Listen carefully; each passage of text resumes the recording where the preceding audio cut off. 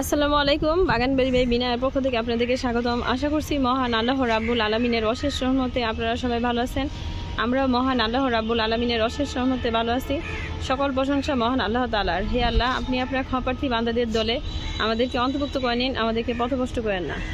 আজ আমি আপনাদের সাথে শেয়ার করব, আমি আমার শখের বাগান বাড়ি থেকে কিছু ফল হারভেস্ট করব এবং ছাদ বাগানে কিছু বীজ রোপণ করব। সেগুলোই আজকে আমি আপনাদের সাথে শেয়ার করব। চলুন তাহলে ফলগুলো হারভেস্ট করে নিই, তারপরে ছাদ বাগানে কিছু বীজ রোপণ করি। এখন আমার বুনাইকিং আমগুলো মাশাআল্লাহ কত বড় হয়ে গেছে। দুইটা আমই আছে এবার, মাশাআল্লাহ আলহামদুলিল্লাহ কত বড় হয়েছে। দেখুন এখানে একটা আম কত সুন্দর ফ্রেশ আর কত বড় হয়েছে, মাশাআল্লাহ আলহামদুলিল্লাহ। মহান আল্লাহ রাব্বুল আলামিনের অশেষ অশেষ অশেষ রহমত।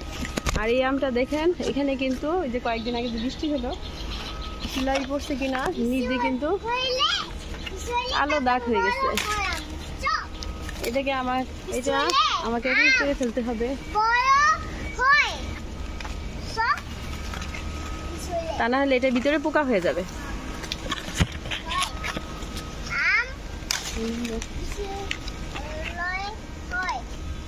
দেখুন মাশাআল্লাহ আলহামদুলিল্লাহ কত বড় হয়েছে আমটা, অনেক বড় হয়েছে মাশাআল্লাহ। কিন্তু বৃষ্টিতে বৃষ্টি পড়ার কারণে নাকি কারণে এখানে নিচ দিয়ে কালো হয়ে গেছে, তাই পেরে ফেললাম, তা নাহলে ভিতরে পোকা হয়ে যাবে। এখন এটা কাসুন্দি দিয়ে ভর্তা বানিয়ে খেয়ে ফেলবো।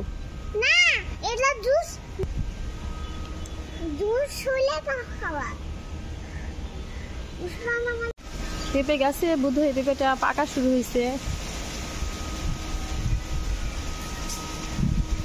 এই পেঁপেটা এখন আমি পেরে ফেলবো।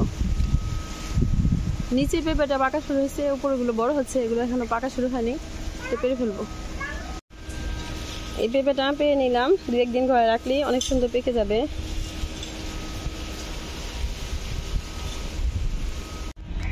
দেখুন আমি আমার শখের ছাদ বাগানে কিছু ছোট্ট একটা আখের আখ গাছ লাগাইছিলাম, সেখান থেকে মাশাআল্লাহ আলহামদুলিল্লাহ দেখুন কতগুলো হচ্ছে। আখের উপরে অংশটা লাগালেই কিন্তু আখ হয়, অনেক সুন্দর আখ হয়। যেমন এই আখটা হচ্ছে, এই আখটা যখন অনেক বড় হয়ে যাবে, এটা এখন অতটা বড় হয়নি, তারপরে এখান থেকে কেটে যদি আমরা লাগিয়ে দিই তাহলে কিন্তু এই আখটাই কিন্তু অনেক সুন্দর হবে। আবার যদি এখান থেকে গিট কেটে লাগিয়ে দিই তারপর কিন্তু হবে। এই যে দেখুন এখানে কিন্তু হচ্ছে, এখান থেকে যদি কেটে লাগিয়ে দিই তারপরে কিন্তু হবে। দেখুন একটা আখ গাছ থেকে কয়টা আখ হচ্ছে, 1 2 3 4 5 6 7, এখানে একটা আছে 8, এখানে একটা আছে 9, অনেকগুলো হচ্ছে। এখন এটার মধ্যে কয়েকদিন আগে কিছু মাটি দিয়ে দিয়েছিলাম, এখন কিছু মাটি আর একটু গোবর মিশিয়ে দিয়ে দিব, তাহলে খুব ভালো হবে এটা।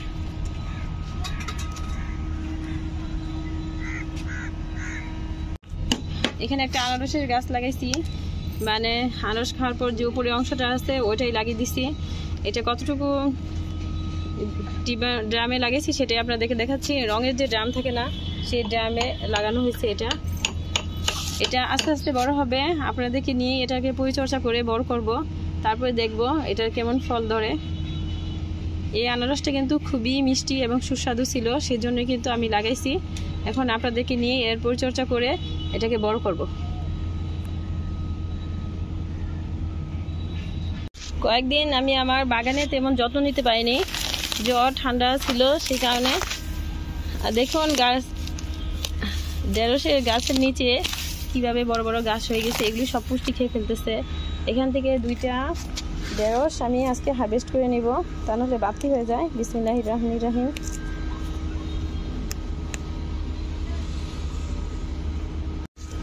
আমি আস্তে আস্তে চাচ্ছি যে আমি আমার ছাদ বাগানে এই যে গ্রো ব্যাগের পরিবর্তে বস্তা দিছিলাম, এগুলো রাখবো না রেখে শুধু ড্রাম ইউজ করব। কারণ আপনাদের ভাইয়া এই বস্তা পছন্দ করেন না, উনি বলছেন যে এই বস্তাগুলো ফেলে দিতে, এর পরিবর্তে যত ড্রাম লাগে উনি কিনে দিবেন। আস্তে আস্তে এই বস্তাগুলো ফেলে দিব। এই গাছগুলো যখন বেগুন ধরা শেষ হয়ে যাবে তখন আমি বস্তাগুলো ফেলে দিব এবং ছাদে শুধু ড্রামই ব্যবহার করব, আর কিছু ব্যবহার করব না। কিছু কালো মরিচের বীজ লাগিয়ে দিব চারা করার জন্য। তারপরে এগুলোকে নেড়ে ছোট ছোট পটে লাগিয়ে দিব। এই মরিচটা কিন্তু খুবই ভালো, এটাই লাগিয়ে দিব।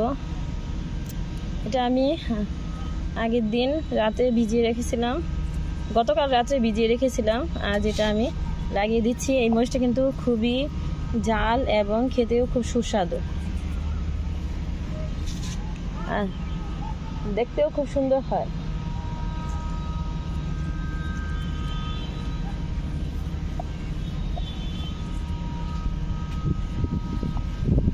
দিয়ে দিলাম, কয়েকদিনের মধ্যেই চারা উঠে যাবে।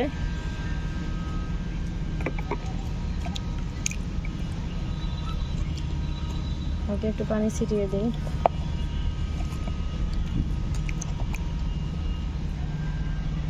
দেখুন বড় ড্রামের ভিতরে লাগিয়ে দিলাম।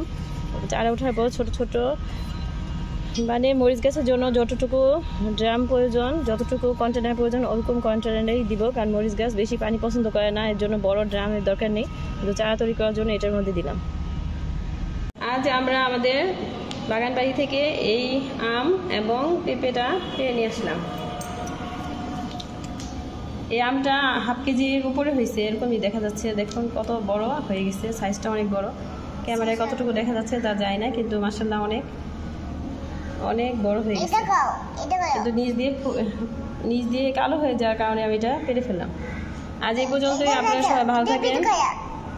আর আপুর চ্যানেলটিকে যদি ভালো লাগে তাহলে লাইক, কমেন্ট এবং শেয়ার করবেন। আর প্লিজ সাবস্ক্রাইব করে আপুর ছোট্ট পরিবারের পাশেই থাকবেন। আসসালামু আলাইকুম, আল্লাহ হাফেজ।